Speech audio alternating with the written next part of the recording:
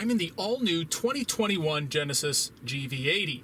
Now, I can't drive this car just yet, but I can sit inside, and I gotta tell you, this far, it's very impressive. Now, this is the top-of-the-line GV80 Prestige. It costs $8,000 more than the base model, which starts at around $49,000. But everything that you see with the Prestige is what it includes. There's no options beyond that.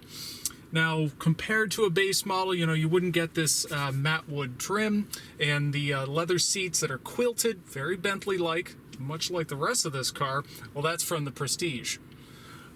But nevertheless, in terms of the technology you see here, a lot of the features and the quality in general, well, that's going to be standard for every GV80. So let's take a closer look at it all. This is the new Genesis infotainment system. Now, there are certainly similarities with the one that's all new in the Hyundai Palisade as well as the Hyundai Sonata. However, this is a Genesis, and quite rightly, this is an upgraded, more advanced system. Chief among those upgrades is this is a 14.6-inch widescreen display. This is one of the largest displays currently on the market. The one in the Hyundai's only 12 inches, and it is a touchscreen, which means that reaching all the way over there, yeah, good luck with that. But because of that reach, and just to add functionality, you get this. This is a new control redundant pad for Genesis, and what it is it's a wheel, so you can go through all these different menus, options here.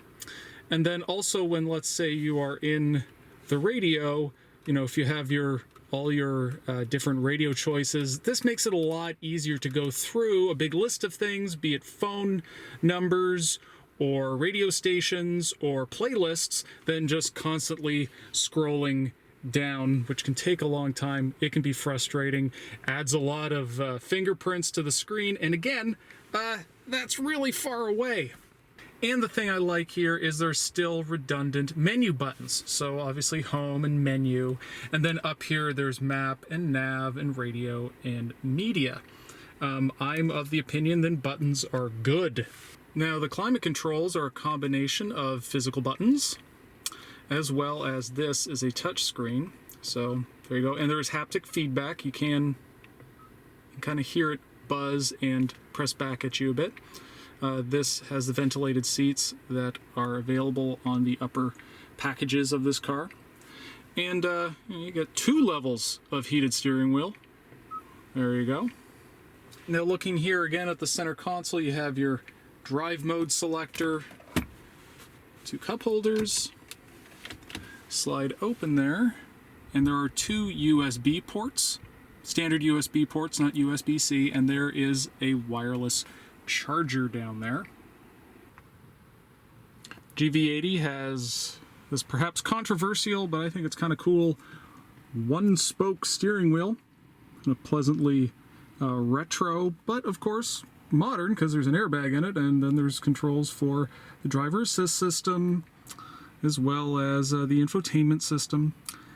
And then this has an all digital instrument panel that's standard, and like many such systems, it does differ in design based on your drive mode. So if you go down here and turn this, there you go, that's eco. Obviously it gets a little greener. Your snow mode, not particularly snowy. Back to comfort or standard. There's sport, custom, pretty much the same as comfort. And the thing I like about this is, despite all the different modes, they still always look like gauges. A lot of cars with different designs, they have weird graphics that come up in different modes, and although it looks cool, it's not really imparting very useful information. So I like that these still look like gauges, and they look pretty cool too. Nice crisp graphics.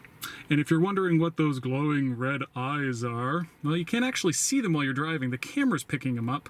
That is, well, I guess it is looking at you, because that's the sensor for the driver inattention warning system that is standard on every GV80.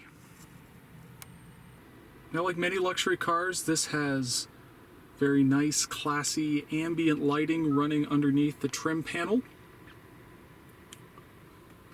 And then virtually every surface up here is covered in what I'm assuming is simulated leather, but sure feels like regular leather. Really nice wave pattern here with the stitching. And you can see that stitch across the doors as well as on the dash. Again, this is the upper trim level, but this matte wood trim shows up on the advanced trim, which is an added $4,000 roughly charge. This has Lexicon speaker system, 21 speakers. As you can see here, really cool design feature of the air vents that just go all the way across. Now the air vents are really only there, but it looks like it goes all the way across. Nice detail. Now let's talk seats. Now this particular one, again, is a Prestige, so it has the nicest seats you can get. They're heated, they're cooled. They have a kind of minor massaging function, but they also have adjustable bolsters and a power thigh adjustment to them. The bolsters themselves are actually tied to the drive mode, so if you put it into sport, they do come in for you. And then when you put it on comfort, they relax because you're no longer going around corners very quickly. One of the things I like about this is actually, it's kind of weird, when you put your hand near the seat controls, the graphic actually comes up on the screen. You don't have to actually touch them. A little weird, but kind of cool. Now the GV80 is a 3-row SUV, but for those of you just assuming that it's kind of a rebodied Palisade, it isn't. That's a front-wheel drive based crossover. This is rear drive based, which should, in theory, make it better to drive, but it does pay a price in terms of interior space. Front row, just closer to the second, less third row space, but you'll see that in a second. But still, there is quite a bit of room back here, and this is a very comfortable back seat. This is it at its full recline, as well as all the way slid back, and this is at its most upright. Kind of show the difference here. And there's tons of headroom, even though it has this panoramic roof. And here are its controls. As you can see here, the seats are heated and they are ventilated. And there's a power point down there, household style plug, as well as a pair of USB ports. All right, the third row. Now you can slide it forward using that button, or there's one up here as well, so let's press that. Slides forward. That's nice and easy, but this really is a very narrow gap. It is not that easy to get back here. But even though that seat is slid all the way forward, there's actually a decent amount of legroom. That's pretty good for a 3-row crossover. So, you know, kind of below average height adult should be fine back here, but there really is not a lot of headroom, specifically compared to, you know, actually a Palisade. But in terms of luxury models, the Volvo XC90, for instance, similarly priced as this, and also it feels a bit claustrophobic back here because of how small that window is. Cargo space behind the third row, it's probably one of the least I've come across. This is about the same as a Cadillac XT6, which isn't very much. Again, Volvo XC90, much better.